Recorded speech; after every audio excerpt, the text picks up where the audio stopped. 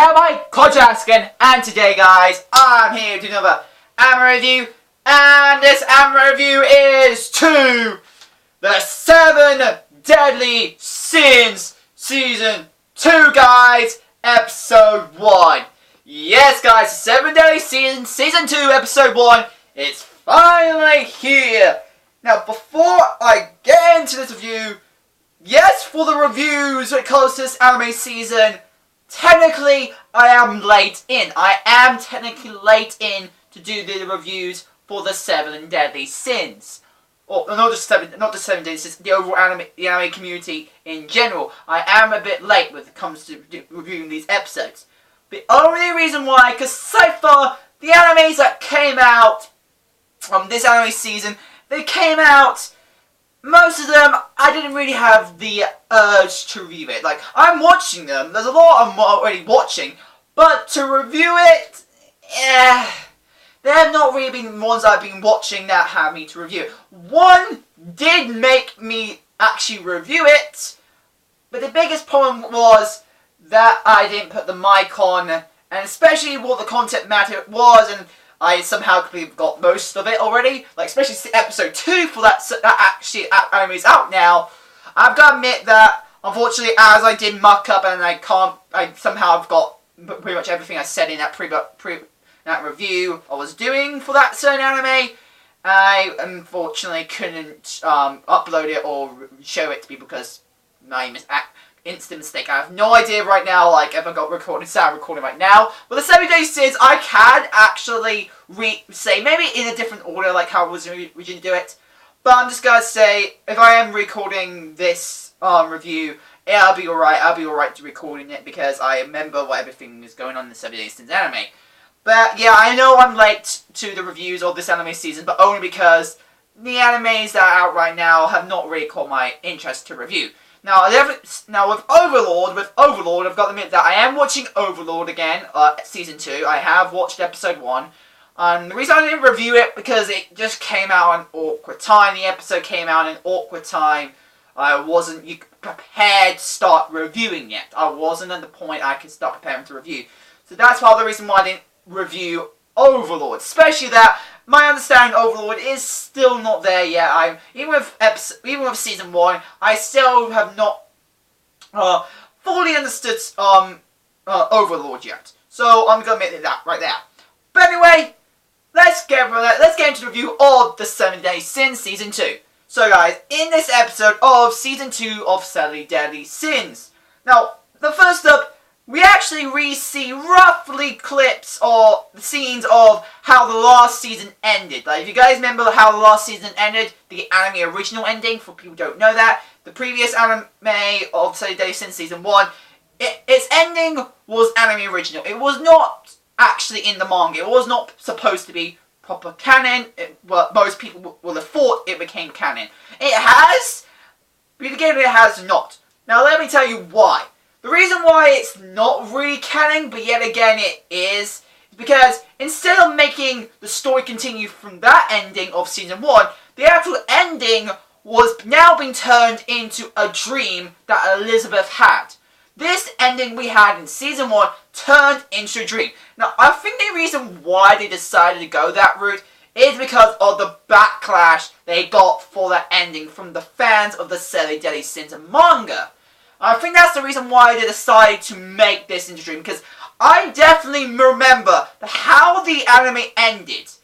I couldn't even see any hints that this would have ended up being a dream that Elizabeth was having. I was like, whoa, didn't expect that coming. Like, it wasn't out front. I didn't even expect to make it into a dream. Now, obviously, so when I found out it got turned into a dream instead of continuing on as where the last season of Deadly Sins left off, I was expected to do that. But no, it actually started to make that point to a dream. But when making a dream, it had hypothesized of what the 7 Deadly Sins is planning on doing in the future with Meliodas, in fact, because also in this episode, at the end, we've now finally seen the revival of the Demon Clan. The Demon Clan has finally come back. If you guys have not seen the 4-episode OVA series of the 7 Deadly Sins, because this does have some canon into what's going on. We see the revival of the demons getting revived, and of course we never saw them fully in character form, but now at the end of this episode we saw pretty much the enemy, and I take it people that Meliodas knows. He definitely knows it, because after we concluded, even season 1 he mentioned it, Meliodas is a demon. Meliodas is a demon. For people who did not know that, Meliodas is actually a demon. Even season 1 pretty much told us, or unless I got spoiled, but I definitely believed we learned it from season 1, Meliodas is a demon, for people who don't know that.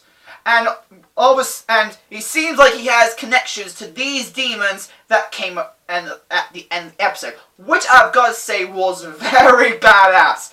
Especially the one that looked like Meliodas, except with black hair. It was definitely interesting. Wondering if he's a relative of Meliodas. If he ends up being a relative of Meliodas, that would be interesting. So next, let's go. But anyway, we see the introduction to the series, and it looks awesome as hell. They look so badass. All of them look badass. I can't wait to see how their interaction with the 7 Deadly Sins. Now, with this dream that Elizabeth had, we now know that the dream she had was correlating to what's going to happen in the future. Well, of course, with slight differences, what we saw in the dream, but by those what we saw. First, Bond leaving with King. They end up leaving the 7 Deadly Sins, going back to the Fairy King Forest. They're planning on going back there. Well, Bond is. King decides to follow them because he wants to learn more about the truth behind him and his sister. So he decided to follow Bond after that. Now, most of this episode was showing pretty much it's recapping what the rest of the episode is more focused on a ceremony to celebrate the victory of defeating the two Trail Holy Knights in the last season, which I'm trying to remember the name was Dwarf, and I'm gonna muck up the names. I'm gonna admit that I'm not very good with names, as you guys know. For people who used to see my reviews and stuff, I'm not very good with names. But Dwarf, I think that's his name. I'm trying to remember his name. What was the white hair dude? I think, or silver, depending on what you see it as. I think his name was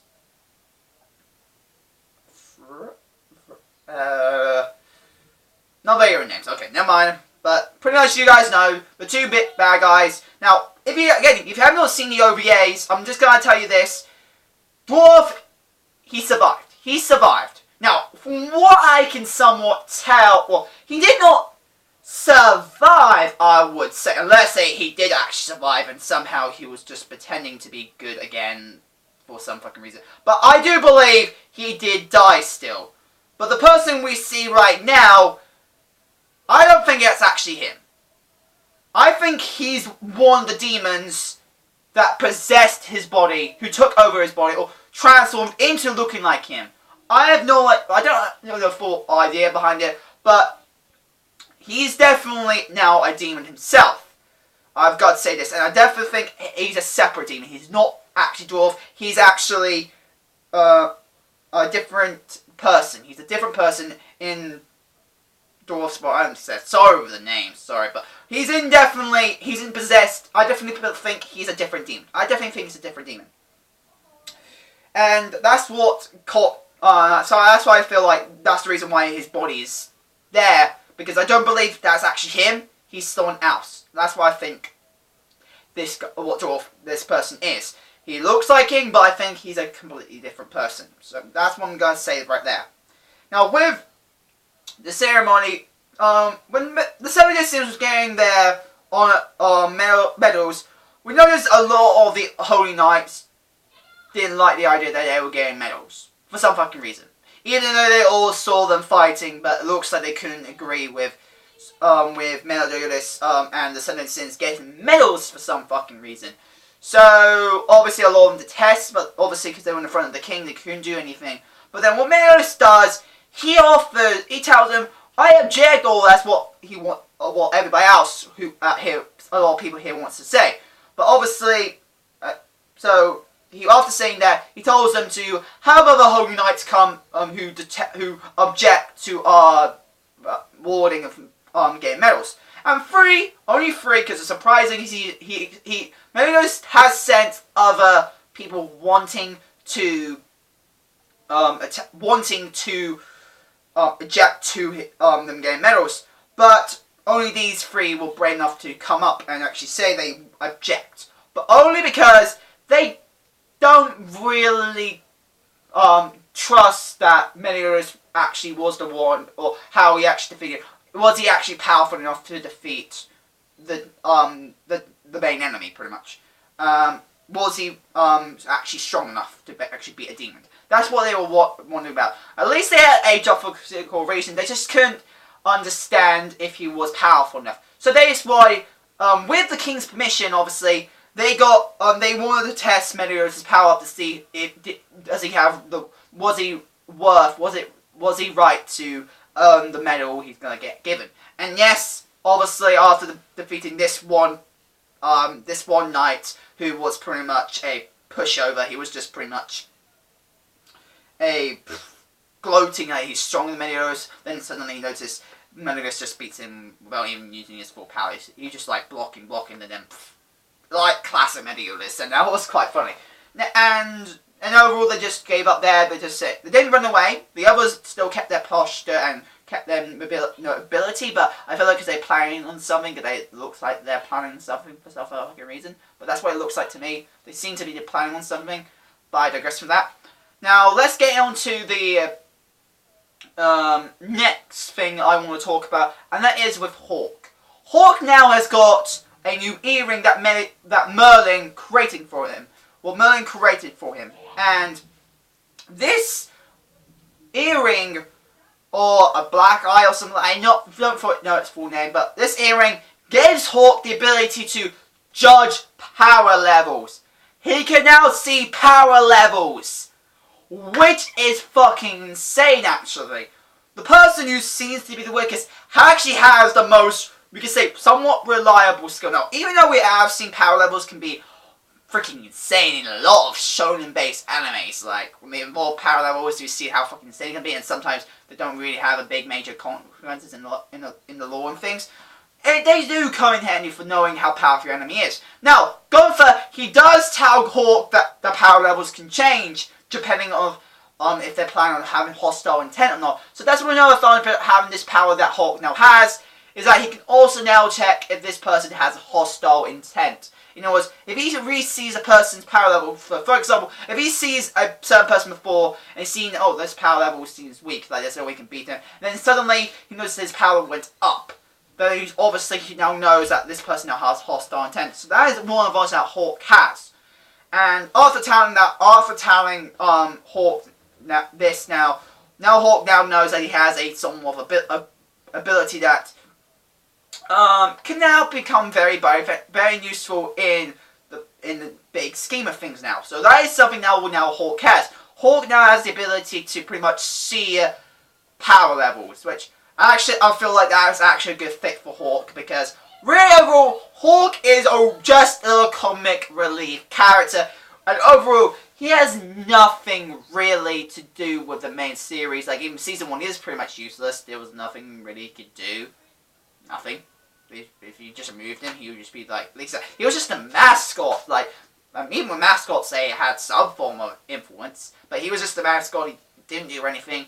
So I was wondering how he's going to really affect the series, or is he just going to be there for the complete comic relief? And finally, we got why he's there. He's now there to be the power level judger, or the judger of power levels, to see if Meliodas can, in each of the study sins, either can defeat this opponent by themselves, or, pretty much help him to perform strategies, because he can see power levels. That's why he's there. He's pretty much the referee. He's the judge now. So that is, you can say, what the role of Hawk is now. So that is something that I'm glad to know about Hawk. Now, he's no longer a useless character. He's not there just being the mascot now. He's now there because he actually has a vital ability now, which is quite handy. Which, of course, they could have made Merlin or Gopher to be like. Gopher does actually have the essence to do it quite well. And with Merlin actually creating the earring, Merlin could have also become that kind of person, that kind of character. But I'm now glad they made Hawk that, because in a way, Hawk is now just there to judge power levels and see how powerful opponent is, and can help tell them each division how powerful they can be and how powerful each person is. So that is something I'm glad now added. Now, at the end of the episode, we also now see the rest of the 7 deadly sins now heading off to Camelot, because we now know Camelot has a lot of big trouble going on. But before they're about to leave, Meliodas, of course, sensed the revival of the demons that he knew from his past. We obviously can tell that it was quite obvious. Like, if you guys did see, like, say, if you've not seen season 1 and the OVA episodes, you will not have got it. But pretty much, we found out the king saw in a dream that there was problems going on in Camelot. So obviously he tells them about it, and they go to heading off to Camelot. And I have no idea how Elizabeth is going to go. Obviously we know Elizabeth is going to go with them, but I don't know how it's going to happen. But we definitely now know now we know why they're going to Camelot, why they're planning on going to Camelot, because the king sort of ordered them to go to Camelot to see what's going on. There's hostile intent there. There's something to do with demons there. They have to go there. Blah, blah, blah. But then, just before they're about to leave, of course, Meliodas sensed the revival of these demons that he knew in the past. So I wonder, what is their hostile intent? Why are the demons here? Why do you want to conquer? That is something I want to know. Why are they here? Why do they want to face Meliodas so bad? That is something I really want to know. And I also want to know more about the backstory about Meliodas, so that is something I definitely want to know. Overall, that's what the episode is about, and it seems to be freaking it. Episode 1 has definitely brought the hype. That season 1, unfortunately, didn't left a good note on. And I'm glad it didn't, because, in a way, it's good that it didn't, because it made sure this episode 1 has going to bring back the hype. Like that, it was definitely a good way to bring back the hype. And I'm glad they actually made the ending of season 1 the way turn it into season 2, because now making it into a dream, I think the fans of the 7 Deadly Sins will calm down a bit. Obviously, this doesn't look like how the anime of season 1 was doing, because especially that they skipped a lot of scenes, that a lot of chapters that the manga had, so that's what they're again more pissed off about. But they were alright, even though they was a bit more fast paced than they would have liked it. They still felt alright with Camstack. It was just the ending that overall just tipped them off the edge. So that's what pissed a lot of people in the end. But overall, they made the episode correlate that ending in a way that they could make it into a dream. So that was quite interesting when they done that. Overall, that's all I've got to say about the story of the episode. Now the animation again looks good. It pretty much, I don't really see any slight difference. Like, I don't think I saw any really differences compared to last season's animation. But still, the animation looks good. The new clothing that the characters get. The clothing looks cool. I love how they're. I like Diana's. I like Meliodas. I also like Bond's. Holy fuck! I really like Bond's new outfit, because that looks more badass than his original outfit. Like, his original outfit was somewhat cliche, even though his other outfit was somewhat cliche. I do prefer his second outfit over his first outfit, because the outfits overall look good. I really like how their outfits look. And yeah, and that's all really got to say. Hey guys, that's my anime review to the 7 Deadly Sins Season 2. Hope you guys like it. We're going to Trap fans today. If you guys want to send fan mail, give us down below. My address, and yeah, hope you guys like it. Comment, subscribe, and also come on my Patreon today. My Patreon's down there as well, if you guys want to help me on Patreon. And also, guys, anyway, hope you guys like it. Comment, subscribe, and I will see you guys later. Bye, guys.